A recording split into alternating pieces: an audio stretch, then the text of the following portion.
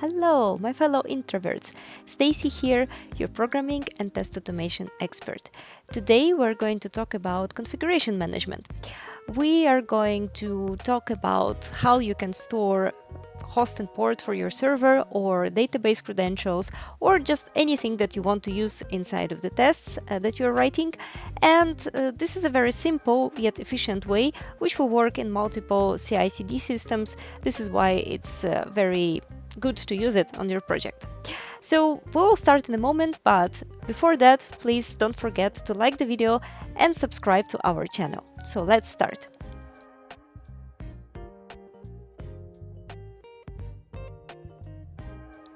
So we have some code already written here. So we have a server which is just serving on localhost with a given port 8000, and we have a simple test case that will verify that the server actually works.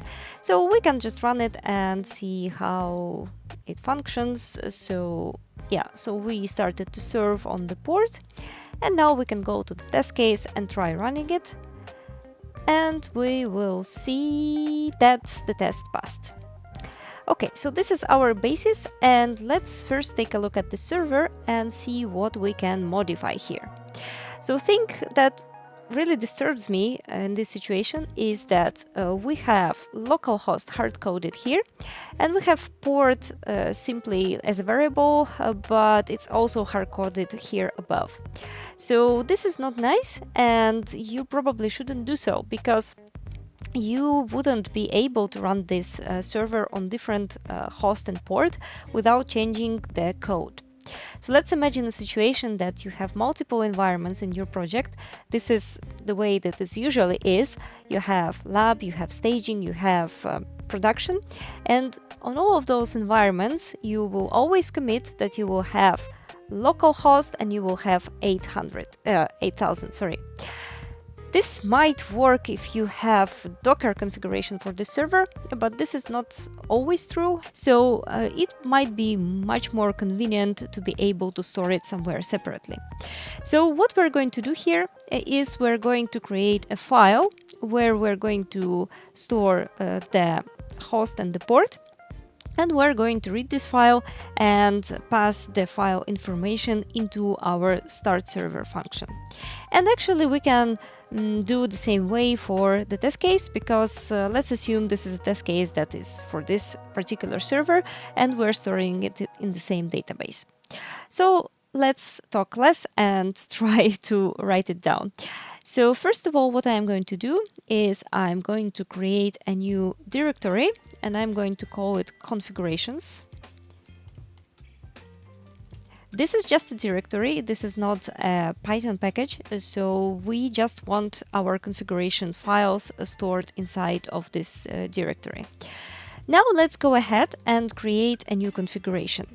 So it's going to be, I picked JSON format. You can pick whatever you like. You can use YAMLs, you can use CSV, anything you want, but I'm going to use JSON format for this because this is quite convenient and understandable for anyone in the full stack development.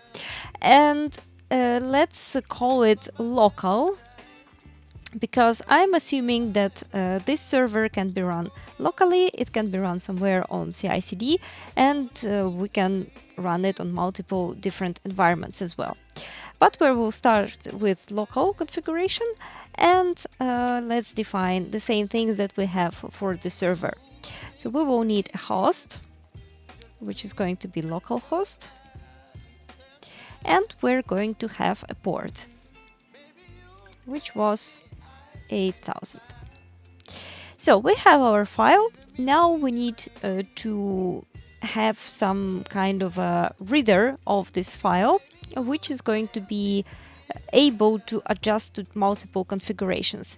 It's much better to have a separate file which will have these readers for different configurations. This way you're going to be able to separate the layer of the configuration from the layers of testing or of servers and anything else that you have in your application. So let's go ahead then and create a new Python file in our root folder, and we're going to call it configuration manager config manager. Okay, and we're going to just create a function that is going to read our configuration. So let's call it read server config. And here we're going to write some code which will read our configuration. But first thing first, I would actually pass which configuration we want to read here. Because as I said, we're assuming that we have local environment, we have staging, we have production, we have multiple different configurations. So let's call it env. And we are going now to read the file depending on which env we pick, and we're going to parse it and return it as a dictionary. So first things first, let's read the file. To read the file, we have to localize it in the file system, and we're going to do it the smart way with using pathlib. By the way, there is a nice video about pathlib, so you will see the link above my head. But if you already know how to use it, just tune in. So from pathlib, import path. And we need to get the path to our current file. So we were going to call it current file path equals path file. And maybe, yeah, let's call it not file, but directory path file. And we will get a parent, which will give us the absolute path to this directory where this file is located.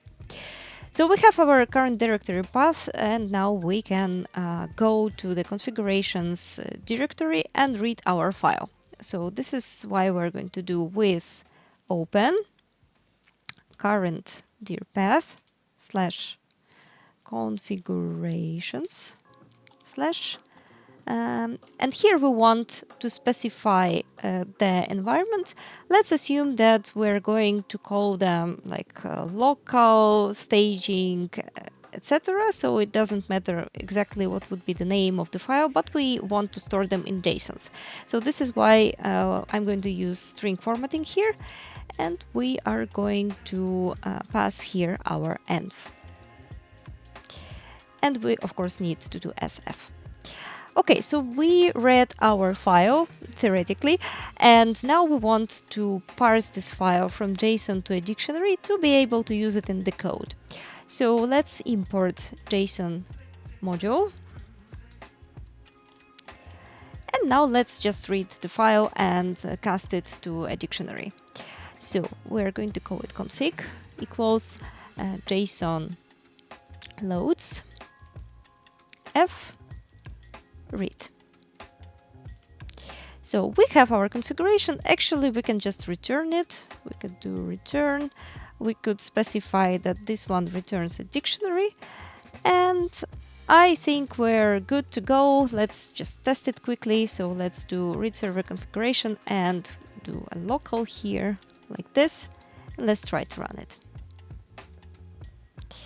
No such file or directory. Okay. Oh yeah, naturally I need to put .json here, of course. So let's run it. Okay, let's run it again. Okay, so it works. I didn't put a print here, but actually we didn't have any errors. So this looks promising. Yes, so we have a host, localhost port 800. So now let's remove the print and let's go ahead and use it in our server. So if we start the server here, we would need to actually pass the configuration here. So let's create a new parameter, which is going to be config. And we are going to remove these guys because we are going to get them from the configuration. So we can do config from host, config from port. And naturally, we need to do it here as well. And this guy is also going to be deleted because we're no longer needed it.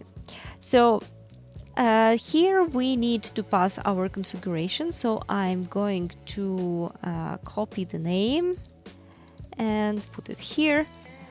And here we're going to use local as well. and let's import it. Okay, so let's see if it works. Stop and run. Okay, it's serving at port 8000. Let's run our test case.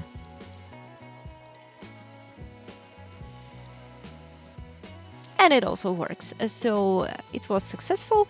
One thing we could also do, we could actually modify our test to be able to handle the configuration, of course, to create a string here. So URL equals, no, let's go with config. And we will do fstring config host.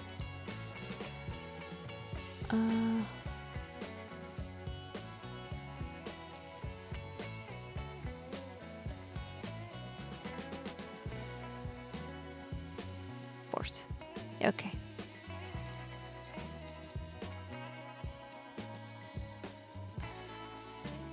Okay, now it works perfectly fine. So let's go even further and try to modify it so that we can have even more control on which configuration we are using right now.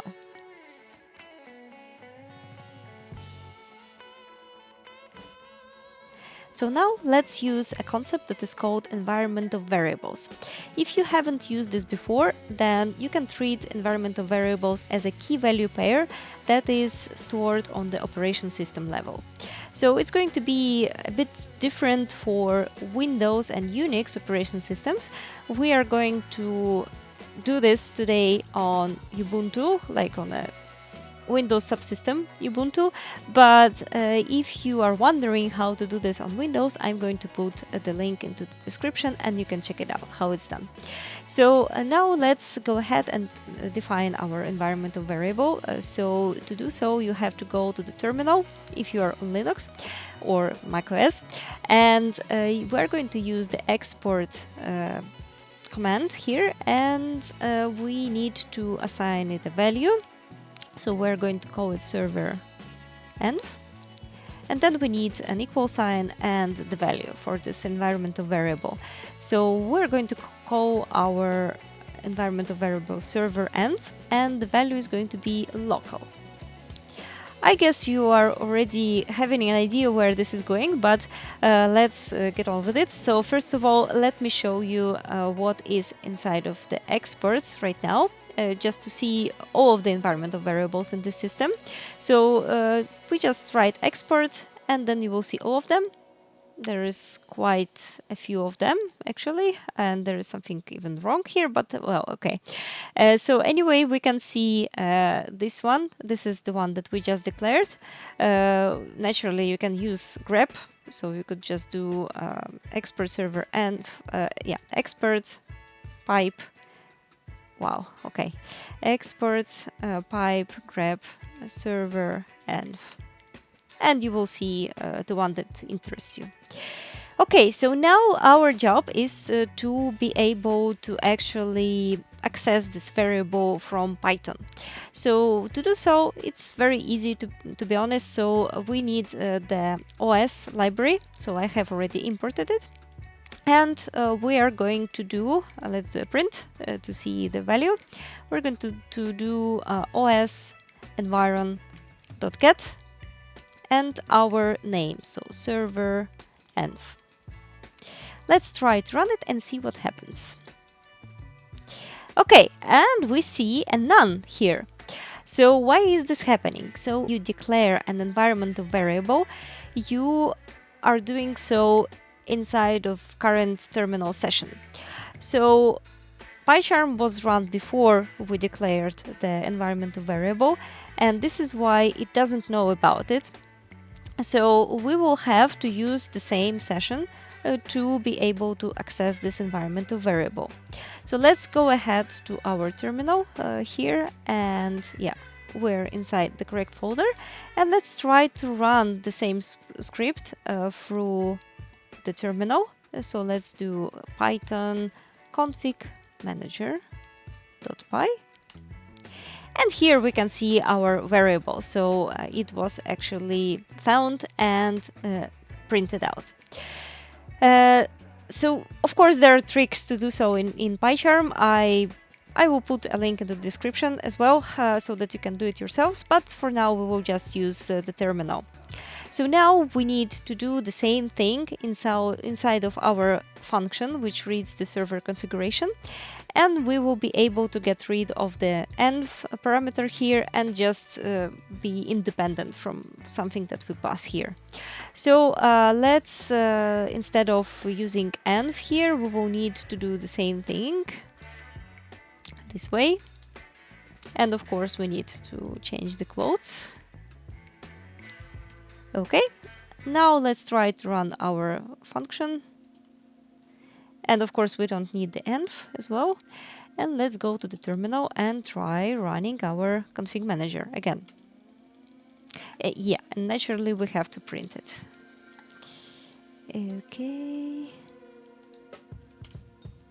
Okay, and as you can see, it works. So let's sum up what's happening again. So we have our function that reads our configuration. In order to get the configuration, we're getting the path to the directory where this config manager file lies here, and then we try to access current directory path, configurations, which is here, and then we want to pick a configuration from this folder.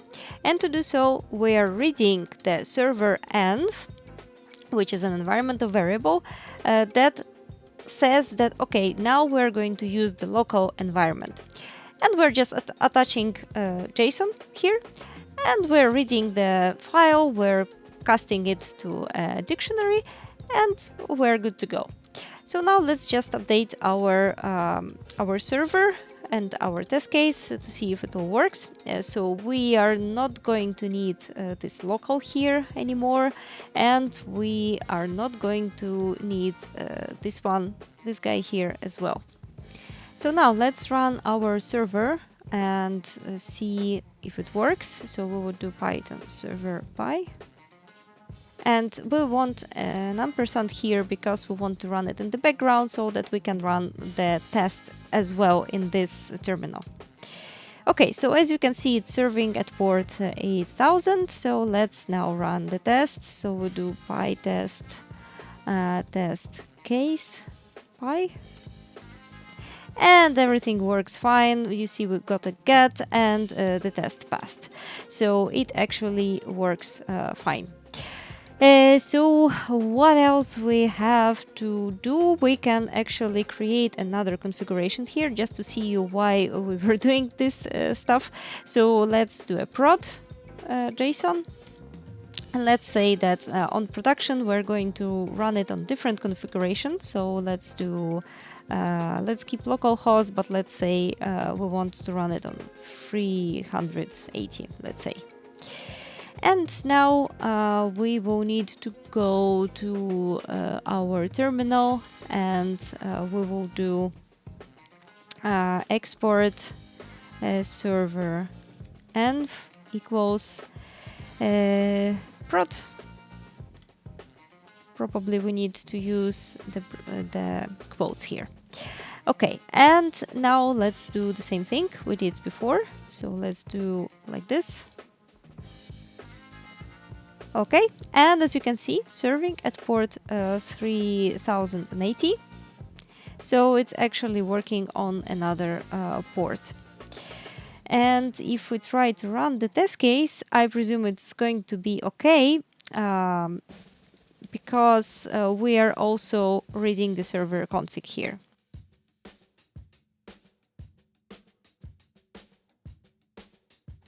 Okay guys, so we're done with the coding for today, but let me quickly sum up what we've learned today. So I have this piece of paper where I summed up what we have learned. So first of all, remember that you have different files for different environments. Environment might be a database, it might be a browser. If you're writing some Selenium tests, for example, it might be, of course, an environment where you want to run your server or your application.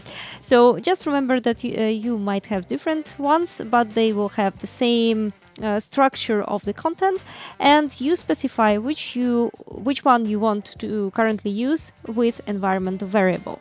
Then you would have a file or a function called a config manager, or you might call it something else, which will use os environ get to get the environmental variable value and be able to read the relevant file. Then this config manager will read and parse the file, and you will provide it to your server or the test that you want to use. So as simple as that, but somehow it's sometimes overlooked on some projects from my experience. So I'm very happy that you watched the video, so thank you very much. Don't forget to give it a like if you really liked it, and I really hope you're going to use these hints on your projects. I wish you a very happy coding, and I see you in 1 week.